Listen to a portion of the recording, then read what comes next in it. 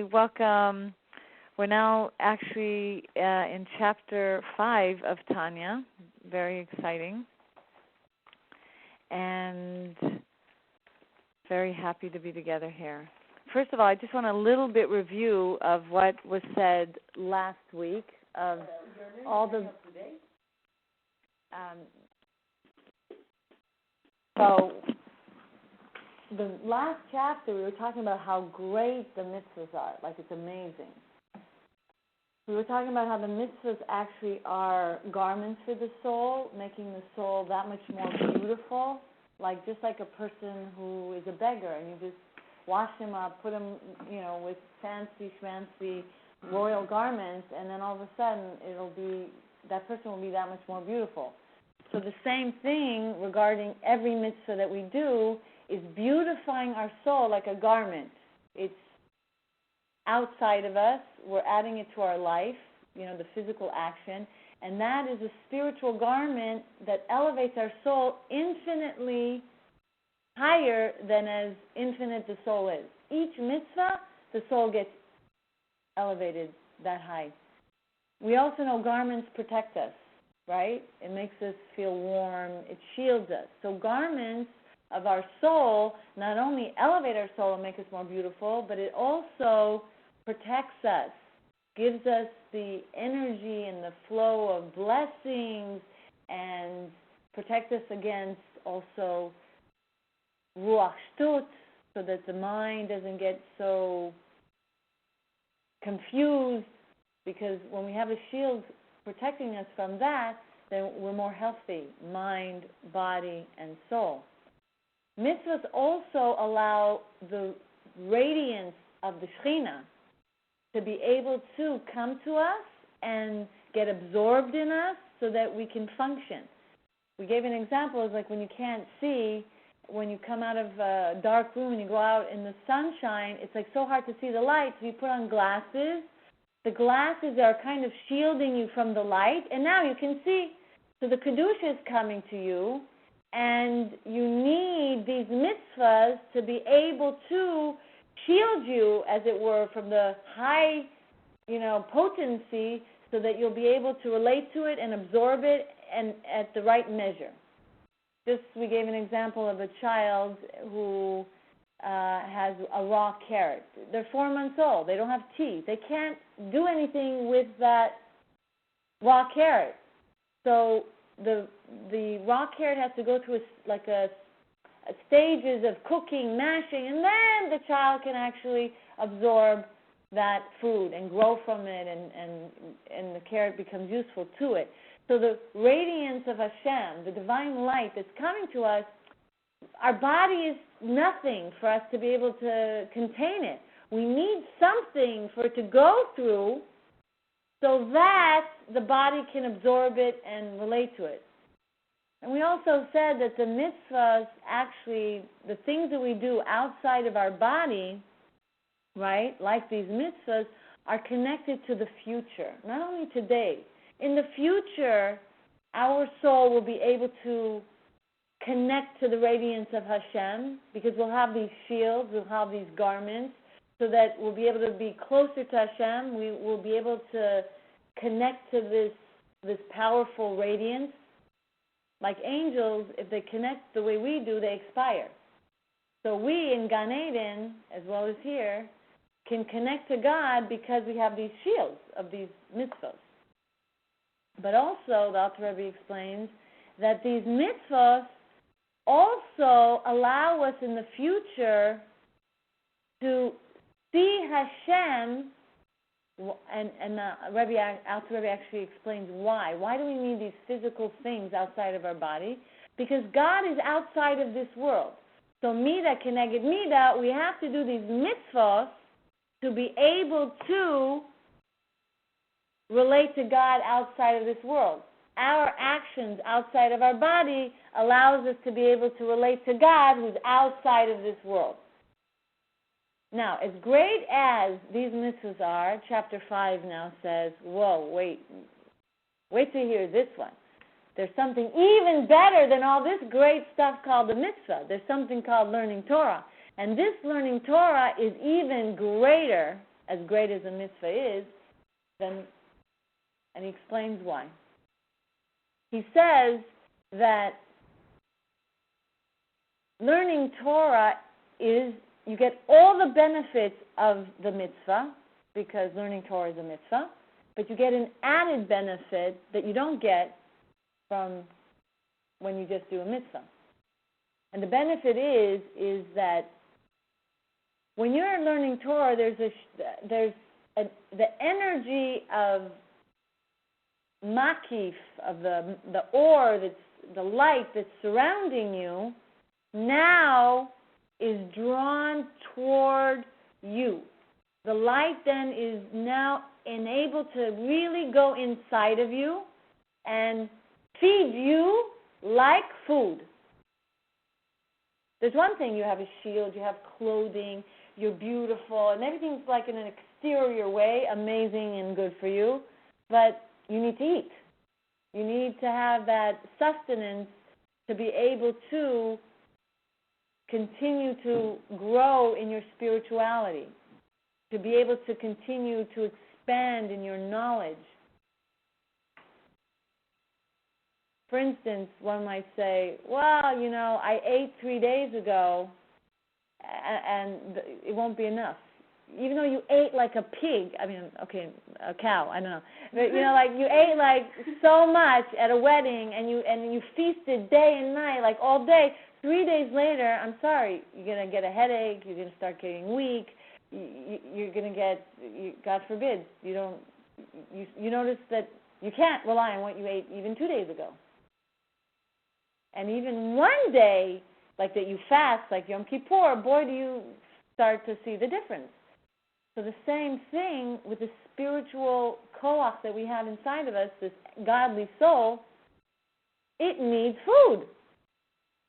And this learning Torah is food for it. And Alter Rebbe says that you need it every day. You need it in the morning, you need it in the evening, and the more the better in a sense. And if you do it in the morning and in the evening, it'll give you Hashem will consider it as if you were learning all day long. Because he knows you have to work, you have to do all the things of the mundane to live. So, anyways, so the thing is, this nourishment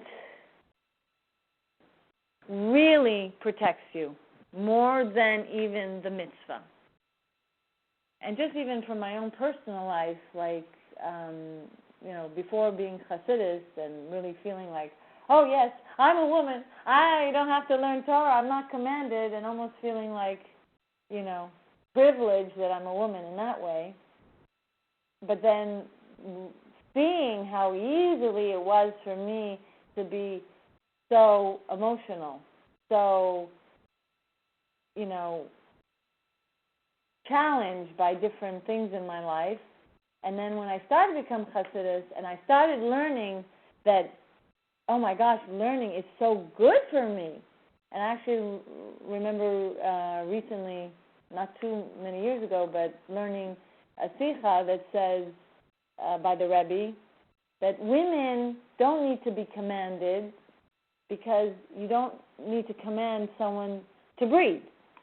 So it's like it's natural to them, they have it in them, but men, it's not really part of them, and they have to be commanded. And that's why Chabad is very into women learning, because the Rebbe was saying women really need to learn because they're the one that's bringing the warmth of learning into their home. They're the one that has to be the top functioning person in the family, the anchor, because they have the power to be able to bring the light out of everyone in their family, and they bring really the warmth. So then the Alter Rebbe actually explains like different concepts of the different types of learning. First of all, he says, if on the one hand you realize no thought can really grasp Hashem, so What does it mean? No, we can't really connect to God. We can never really understand God. So what am I doing this learning Torah? Like, it's like, supposedly when we're learning Torah, we're trying to connect to God. Remember, He physically put the Torah in this world like the father that wants to relate to a child, and he's a philosopher, and the child is just a couple of months old, so he's not going to teach, the equations of any type of equations of philosophy to a baby. First he has to bond with the baby. First he has to play peekaboo. He has to lower himself to the level of the child. And then later on he'll be able, as the years go by, a little bit teach him. So the same thing, this Torah, Hashem humbled himself and put him in a way in this world so that we could relate to him, even though it's not him. Like later we'll be able to relate to him more and more of the truth of who he is.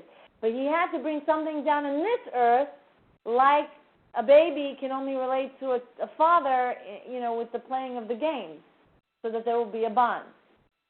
So he says, if you look at the different types of situations of learning, he gives one example of, let's say, someone is learning, some kind of halacha that has nothing to do with what is applicable today. Nothing. It's still beneficial for the person because it's Hashem's will, even though he's not going to really use it in his day-to-day life. It's still nourishing his neshama. It's still acting like food for the soul, even if it's something that's going to be abrogated in Lativ Avo. A couple of days ago, Tanya, if you looked at the footnotes, it was talking about this idea of when a person is buried, they can wear kilayim, which is a mixture that's that is forbidden. And the question is, why can a person who's not alive wear this? And there was a machloket. One teaching is that because when a body's not alive, then they don't need Torah mitzvahs. And another one says that when the future comes, that this law is going to be abrogated. There's not going to be an issur, a prohibition about it. So there's certain laws that are going to be prohibited. I mean, not necessary anymore. So you might think, okay, so this is it. We never need to learn this law, right? But it doesn't matter. Even if something's going to be abrogated, that it's still very valuable to learn today because we're connecting to Hashem's will and it is bringing nourishment to our soul. Here's another example. Was abrogated, permitted? No, abolished. Okay. Like, that's a better word. We're not going to use it anymore because it's going to change. We're not going to use that halacha anymore. So then he says, let's say you learn a halacha and you imagine like you're a lawyer and you're learning, these different technical details and laws, and it happens to be that it's the law from the Torah. Many laws are actually from the Torah. But you're not connecting it to God, and you're not relating it. You're just, you want to pass the test to get your bar so you could, make money. So that's not beneficial to you. Even though it's the same exact law, and actually you're going to use it in the future time to come or whatever, but it's not going to give you nourishment for your soul because it's not connected to God. Then he says that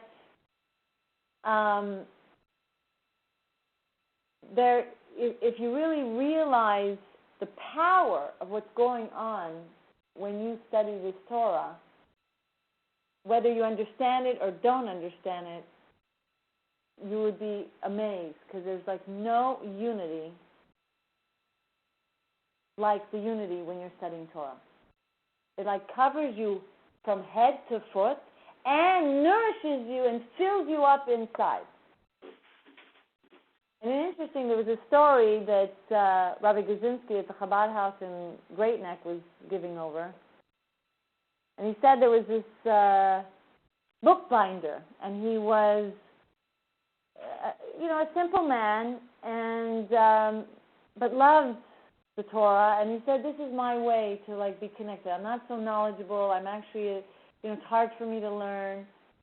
So one night someone was coming to bring some books over, and he noticed in the window, and he saw that this bookbinder was just like taking pages from nowhere, like things that were really for Geneza, not a complete book and just papers. And the man was saying,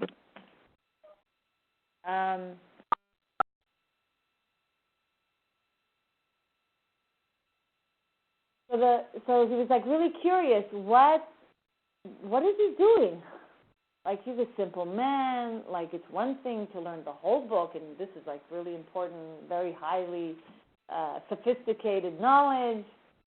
He's curious, so he comes in and he asks the man, like, what are you doing?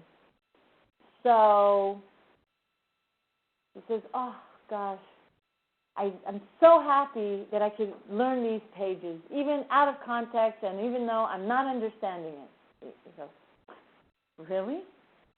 Yeah. Oh my gosh, now I can show Hashem that I'm not doing this because I want to gain from this, not that I want to like be more knowledgeable from it, or not that I want to profit from it in any way, for honor, for prestige. I just want to show Hashem how much I want to connect to Him with learning this. Within actually the same drasha that the rabbi was giving, he was saying how during the time of the destruction of the Beit HaMikdash, there was Yehuda Hanassi, and Alexander, who is now about to destroy Yerushalayim, met him on the way. And he was like really amazed by the beauty of his holiness. He saw it. And he said, I'll give you one request, and I'll grant it. You are a holy man. So Yehuda Hanassi said, keep Yavna alive. Now, before his death, Rabbi Yehuda Hanassi was crying. And everybody's wondering, what's going on? Why is he crying? And he didn't want to say anything. The reason why he was crying was because he really, all his life, did not know if he did the right decision by keeping Yavna. Yavna is where there was the flourishing yeshiva. Right, and he just didn't know, like, if he did the right thing. Like, he could have saved the Beit HaMikdash, one request. But really, he did the right thing. The Rebbe was teaching that Torah is everything. The learning of the Torah is what sustains the Jewish people, that keeps them alive. But not only as a people, as I have seen, as a matter of fact, it keeps sanity, it keeps health, it keeps a person intact, because it is what allows the mind to be protected against the Ruach Shtut, the Yetzer Hara, because the mind ends up getting fortified. God's wisdom fills up one's mind, and there's more bitachon, there's more trust in God, there's more faith in God. The more learning, the more the person has an ability to then conquer the evil inclination and all the negative attributes. So,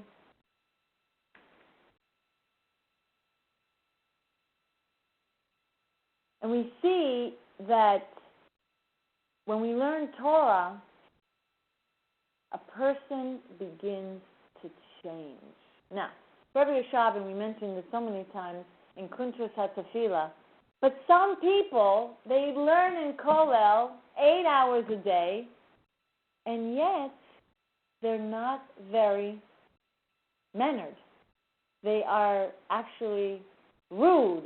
They actually could do things to their wife that's not so really nice, and so forth. So what is it? If they're learning 8 hours a day in this Kollel, what's happening that it's not affecting them and really protecting them against all this Ruach Shtut? So the Rabbi Yershab actually explains that Torah could be considered a mitzvah, and it could be considered like the higher order, not only just the garment of the soul, but like the nourishment, the food for the soul. So if a person is learning and it's just like robotic, or it's just like an acquisition of knowledge, and it's not really like delved into and really meditated upon and contemplated and really getting it to a state where this light that's makif, that's surrounding, will penetrate and become like deep within, so that it will be food for the soul. That's why these people who are learning Torah are not doing the higher order learning. They're doing the type of learning that's considered a mitzvah. And we all know it. We see people who do Tanya of the day, but then when you ask them, well, do you know what Gvur Amanti Gvur is? They don't know. That's in Tanya, and they've been 40 years, let's say, doing Tanya of the day, right? Because they learn it, they kind of maybe understand the words, but they're not really learning it to the point where they really know it, so they don't forget it, or so that they live it. So Rebbe actually continues, and he says that he tries to describe like how when you first have an idea and you hold something, right? Then, like if I'm holding this book, I'm holding it. It's, let's say, small enough to fit in my hand or whatever. And that's like the beginning stage. You have an idea, like, and the idea is outside of you. The idea is here, my mind is here, and I'm reading the idea, but the actual book of the knowledge is not in me, it's just outside of me, right? Can you understand the example? Not internalized. Right, you're not internalizing it. Because, or when I'm teaching... You don't believe in it.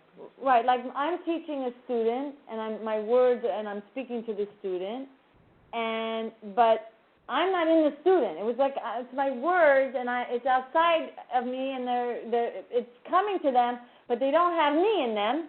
Like, you see what I'm saying? So eventually what happens is the Torah knowledge is within you, but it's not really in you. It's like almost like a peripheral level of being in you. And then the knowledge actually surrounds you.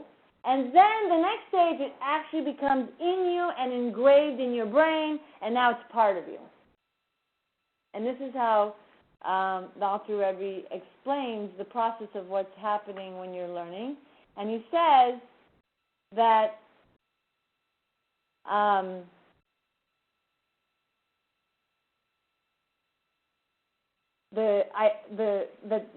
like I said before, there's no other unity like this, because it's outside, it's inside, and it's full, complete. And he says so much so that it's even more than anything in Gan Eden. And in chapter 4, he was also talking about that. How amazing the unity is in this world when we learn Torah. Because in the world to come, in Gan Eden, we only get a glimmer of radiance. Whereas here, we're completely united. Now, the question is always asked, if we're not feeling it, like, what's the point? I mean, we want to feel united, like, right? Yep. But the thing is, if we felt so united, again, there would not be Bechira. So again, then what's the point of being totally united now, and then in the world to come not being united? So Gan Eden is actually a place, it's like a stationary place to configure everything and put it in order, so that in the time of the resurrection of the dead, Lativ Lavo, Mamish, then finally everything will be put in order. Our body cannot sustain the unity. We have the unity, but we can't sustain it in a way that, because if we felt it, we just want to leave our body. It's too much for us. But what we're doing is we're acquiring the knowledge, acquiring the garments, acquiring it. And then there's a way station called Gan Eden. And Gan Eden, everything will be configured. It's like a plant, a manufacturing plant, that everything is going to be put together so that when the resurrection of the dead, when we come and Tchias HaMetim, everything will be fixed, and then our body will be fixed to be able to feel that unity. So the more we learn now will be how much more we'll see God in Latid Lavo. Actually, the Tanya teaches us that the Torah we learn is dew, like dew that's going to give nourishment to our body to revive.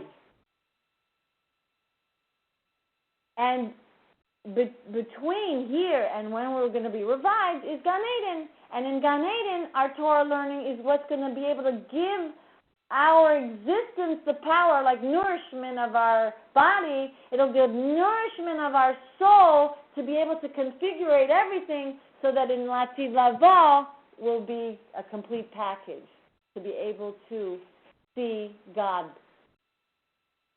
in that way and understand and feel the ultimate union with Hashem. So again, the Alter Rebbe says that this is an indwelling of the light. It's also the garments of the soul.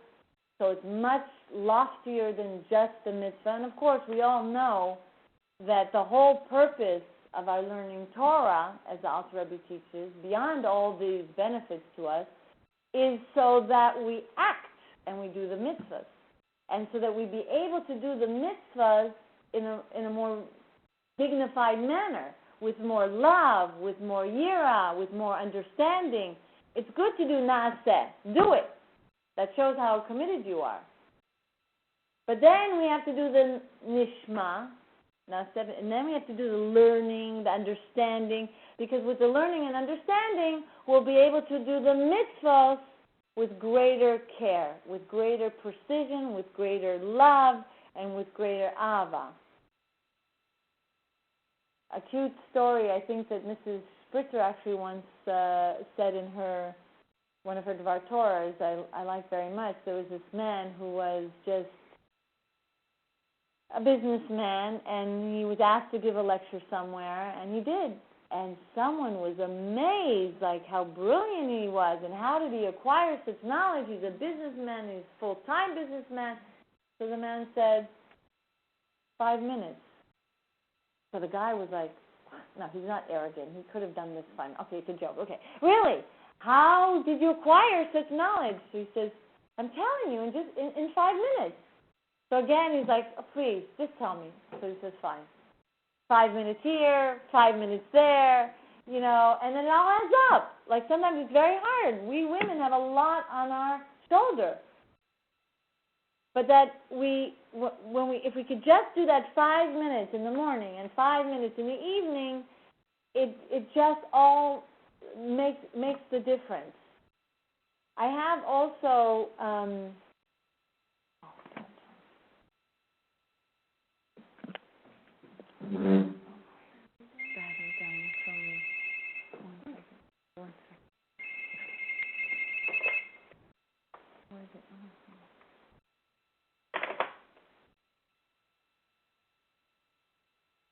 I guess we'll try until it dies. Okay, so some information that I've gathered that actually is information it's amazing. It says, and this is the Rebbe Rashab in the Tree of Life, and it says, we know in the Shema, it says, and you shall place the samtem, these words of mine, in the Shema that we say. And in Kedushin, it says, if you divide the word the samtem, it means sam, which means a perfect drug. And so what we're learning here is that in the passage, it continues, it says, I created the Yetzer Hara and I created the Torah as a condiment for it. Also, in Eruvin, it explains that God gave the Torah to Israel as an exhaler of life for the entire body. It is healing to all his flesh. So we know in the Zohar, this exhaler of life can be explained in many ways. It says, like when a person encounters a potion of death, unless the exhaler of life is mixed together with it, he's going to live. And in this way, the Torah has to be mixed within us to be able to give us that life, meaning that life for our physical well-being, that life for our mental well-being. Because a drug not only saves you when you're sick, but a drug actually makes you happy. So it gives you that happiness that otherwise, would be missing in your life. And because when you have the indwelling of this light engraved in you, and your knowledge becomes united with Hashem's knowledge, Hashem's Chokhmah now begins to dwell in you, then, first of all, the impurities start to leave you. There's only so much room in your mind. And when your mind is all filled up with these wonderful sayings and these wonderful teachings, then, first of all, it actually just pushes away and removes everything that's not a positive way of thinking. Just like a couple days Hayom Yom, when your mind is empty, like an empty container, garbage can be put in. But if your mind is full of this wisdom, garbage can't come in. And he explains that the mitzvahs actually lead to love that is like a flame of fire. Whereas the Torah connects us to the love that is, beyond time. A love that takes you to a place of transcending the world. And the Torah actually leads you to a love that is connected to water. And water cools you down. And you see that sometimes. People who are so into mitzvahs and chesed and gemilut chasadim and all these kind of acts of kindness, and they don't learn so much. That they can get so passionate and so passionate and so passionate that lo aleinu, like Aharon, if you have too much of that passion, the sons of Aaron ended up doing things that weren't right because they loved God so much, but they didn't have that water kind of element in them to calm them down and say, wait a minute, this is not what God wants us to do, even though we feel like we want to with all our love. And we see people who end up that way, whether it's they love their Rebbe that's so much that they're not connecting to really the appropriate behavior. They want to protect the Rebbe's honor. They want to protect, something, but yet their passion takes it over.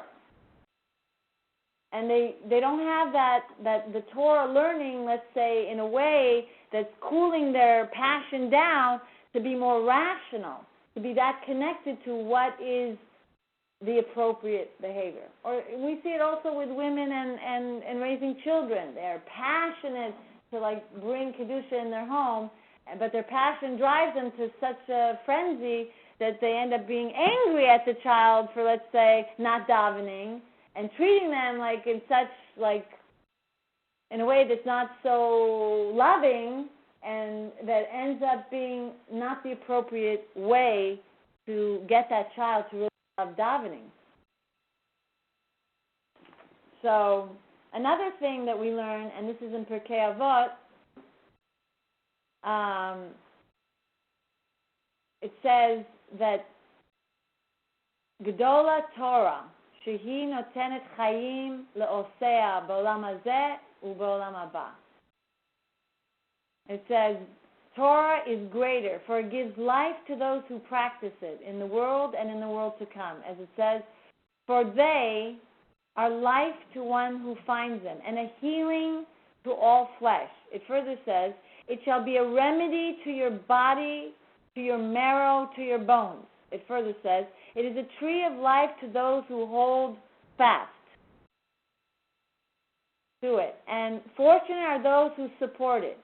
And it further says, they are a garland of grace for your head and a necklace for your neck.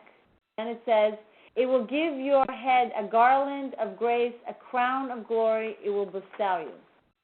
And actually the Rebbe explains this from all the different parts of this pasuk to really understand. Healing of the flesh is actually the external part of the person. And the Torah actually brings healing to the physical part of the outer body. A remedy for your body is the bones, the marrow. It actually heals inside of you. A tree of life, meaning it gives longevity, physical life. A garland of grace for your head is a spiritual life, meaning the Torah to the soul that resides in the head. We learn in Tanya, chapter 9, that the godly soul resides in the head. So it's giving life to this godly soul. It's giving that water element to cool down that passion so that the person acts logically, rationally, not too passionately that they lose grounding, that they end up, Then it says a crown of glory. What is a crown? A crown is above your head, right? It sits on top of your head. And this crown of glory, this is, as we were talking about earlier, a more transcendent level of spiritual life so that one can continue to be connected to God beyond your head. What is beyond your head? Beyond even rationalization, right?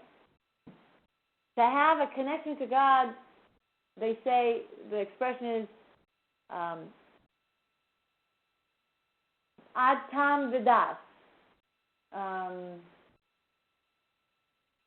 That it's beyond your understanding that you connect to God in that way. It transcends your thinking because the mind can limit you.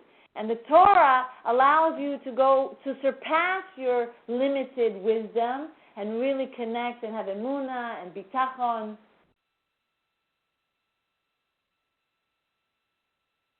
So we see here, again, amazing benefits to learning Torah.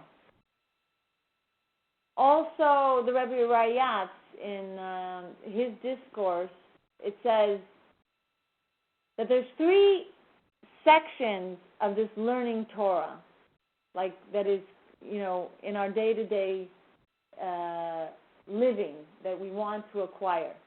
One is the commandment to study Torah, and it says in Yeshayahu, and you shall meditate upon it day and night. So there's a type of learning that you have to really meditate on it. Concentrate, figure it out, dwell, go from chokhmah to bina, so that it will affect your das, so that you begin to act in a different way. Then there's a type of studying of Torah that is in order to know how to observe the mitzvahs, what to fulfill, how to fulfill it, when it's appropriate. And then the third one is the knowledge of Torah and understanding it.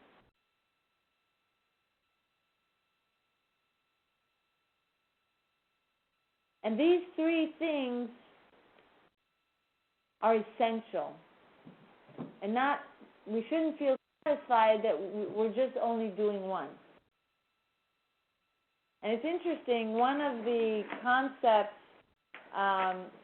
that we learn in the same book is that they were telling different stories about how different tzaddikim used to spend hours and hours and hours praying, like 3 hours shacharis and 3 hours mincha and 3 hours marv. They really didn't have so much time to learn.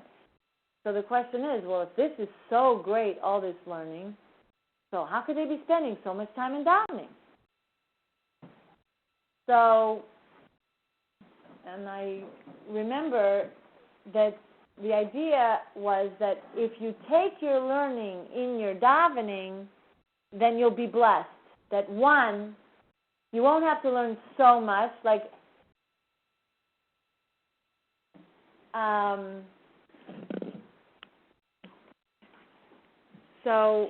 like in that when you take your learning in your davening, then one, you don't have to learn so much because your davening will help you remember it, will help you integrate it, and help you get more successful in your learning, so that one person has to study 10 hours and they're not going to really get it and they have to review it, they have to go over it, and it's like it's not happening, they're not understanding it, so hard. Another person, because they're taking it in their davening and they're really connecting to Hashem through their davening, that they miraculously understand the information that much quicker. Miraculously, it affects them that much quicker, and there's just blessings. And they don't even have to work so hard because the materialism in their world begins to be taken care of, so that whatever little time they have left, they have for studying. So it is important to daven and take your learning in your davening. Like we mentioned in the Tefillah course, especially the Rebbe Rashab said in that bracha of Yotzer Or.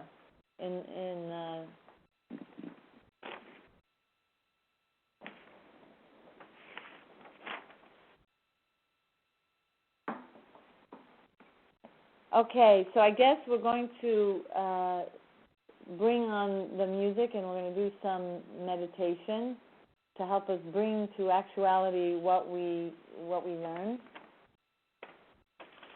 And then we're going to continue with some other information, but I just want to make sure the meditation gets recorded because the battery's dying here.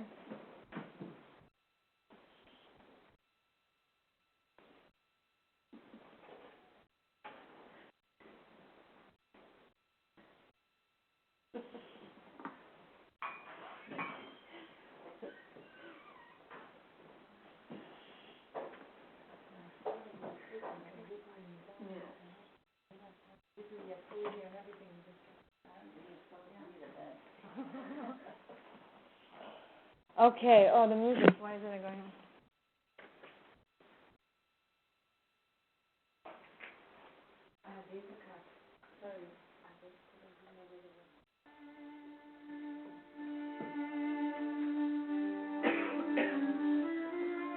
So we can just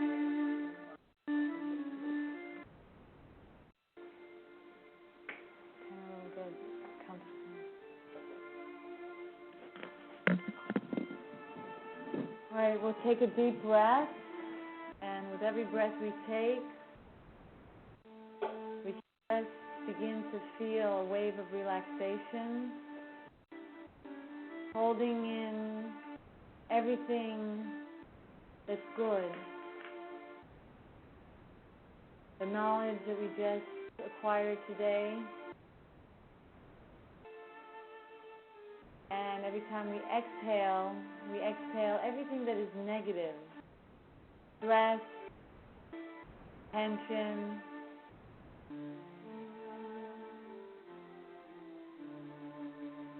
and we're going to do some exercises to help our body relax. We're going to take our fists and tighten them, and in a count of 3, just let go of the tension in that part of the body. 1, 2, 3, and let go, and just really release the tension.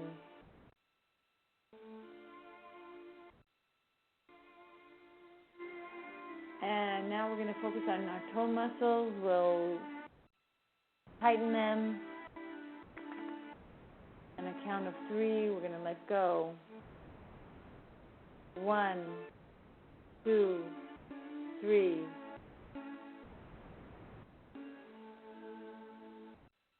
And now we're going to focus on our stomach muscles. We'll curl them and put our head forward.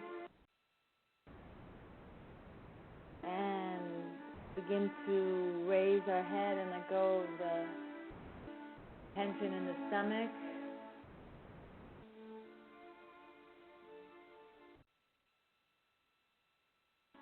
And now we're going to focus on our shoulders. We're going to lift up our shoulders and drop our head forward. On a count of 3, we're going to drop them slowly. 1, 2, 3. Lifting our heads up. Moving our head to the right, to the left, and a half a circle down to the right. Kind of touching almost your chin to your chest, and a half a circle back to the left, and then to the center.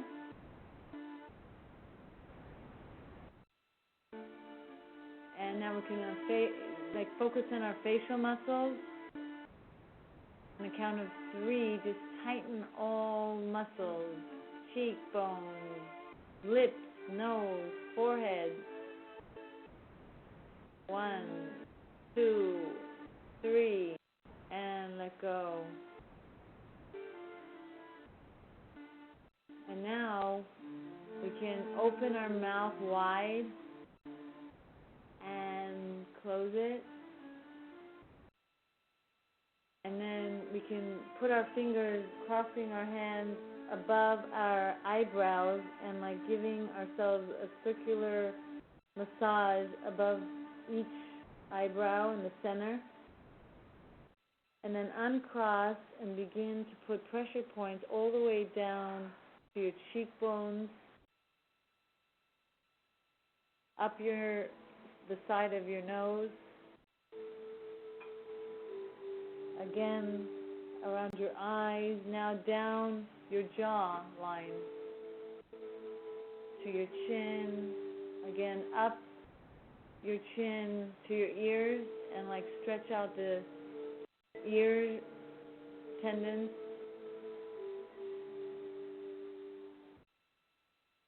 And then put your hands down. Take a deep breath and let go. And now we're going to have a vision. The vision of the most beautiful white cloud. I call it my personal Anan HaKavod, coming to elevate me, to lift me up. And this cloud is actually taking me to a place I was before, to the time of Har Sinai, the days in preparation of that ultimate time, the excitement in the air of everything that was going on. Take a moment and really connect to that excitement. And you actually think about what you need to do to really connect once again in that way. You actually see the days are passing by. The day of Matan Torah is here. And you see the tablets, Aseret HaDibrot. You realize now what a gift. How you so long to reconnect in a way that's beyond Naaseh. Now, you want to take it to the level of Nishma. to really begin to understand.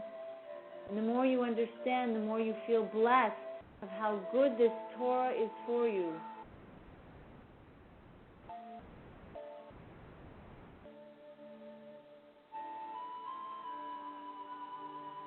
Hold it in your hands and it's yours. Connect to it and feel strengthened. Not only your body, not only your mind, your soul is being nourished and fed by this Torah, giving you all the blessings.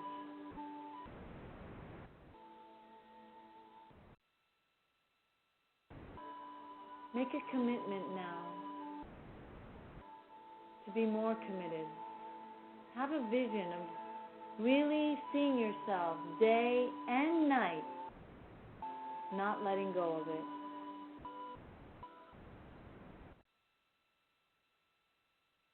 See yourself longing for more, thirsty for more.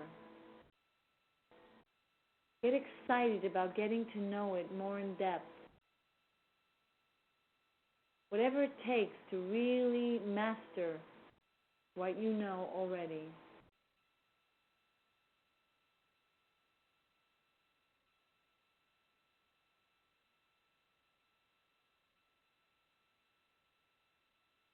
And now you see the cloud is approaching you. But you really aren't leaving because you're always there. You're always with the Torah. And the cloud takes you down.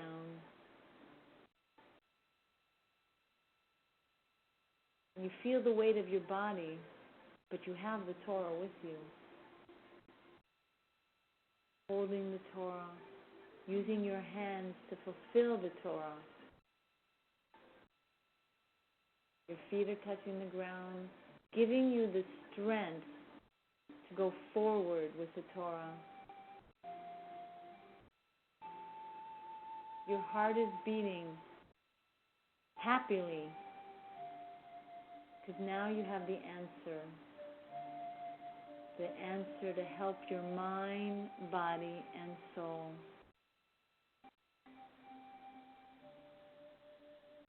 And you're smiling because it feels good.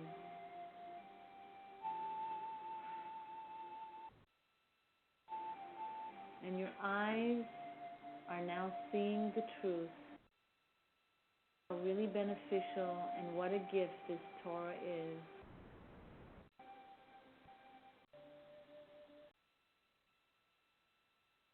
Take a moment and pray to Hashem. Because the Alter Rebbe tells us when we learn Torah, it's our avenue to call out to Tati. And he answers like a father to a child. Ask him for that greater strength. Pray that this vision just be ingrained within you, giving you that strength to go forward.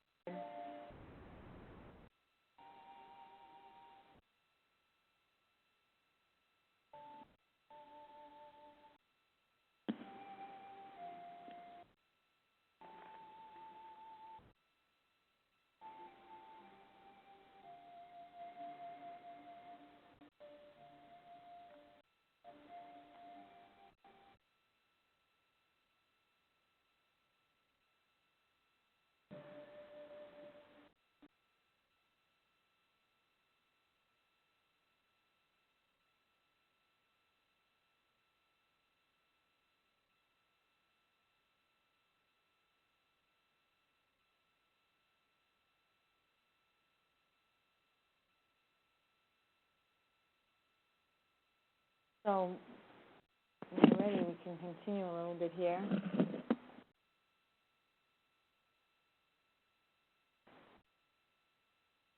In one of the Hayom Yoms, it says that Torah is not only life to one's own soul, but it's really life to the whole family. So that if one person in the family commits and gets involved and studies this Torah, it really permeates and affects the whole family. We also know that the task of the Jew is to really remove the concealment of the Torah, because it's in exile. And when we exert ourselves and learn Torah, that we're actually bringing it out of Galus. And the Alter Rebbe actually teaches that even if a person doesn't really learn it like L'Shem Shemayim, like he wants to be a scholar, he wants the honor, that eventually it will turn into something that is L'Shem Shemayim, for God's honor. I actually want to bring out two other concepts that are quite amazing. First of all, in Pirkei Avot, there's a teaching that says that there's a voice up in Shemayim that says, whoever, oy lahem, those who don't oisek b'Torah, it's like a pig that has a nose ring and is not valuing that golden ring. So, first of all, it's a very strange question because of the way it's stated in the Pirkei Avot, because it says that the voice comes not from Har Sinai, but it comes from Har Horeb. And the question is, like Pirkei Avot, we just talked about Moshe getting it from Sinai. So what's this idea of this voice coming from Har Horeb? And two, who's hearing this voice? Like, supposedly, if it's the tzaddikim hearing this voice, tzaddikim don't need this voice. They're really into it. Like, what's this? I don't hear a voice. So what is it doing for me? And two, interesting that when it talks about the type of not punishment, but the type of consequence and the derogatory term that is used for these people who are not oisek b'Torah, it doesn't really give a very sharp description of how lowly they are. Because in the Gemara, there's all kinds of descriptions. One is at the level of karet, one is at the level of nazuf is not a very harsh term. Nazuf is not such a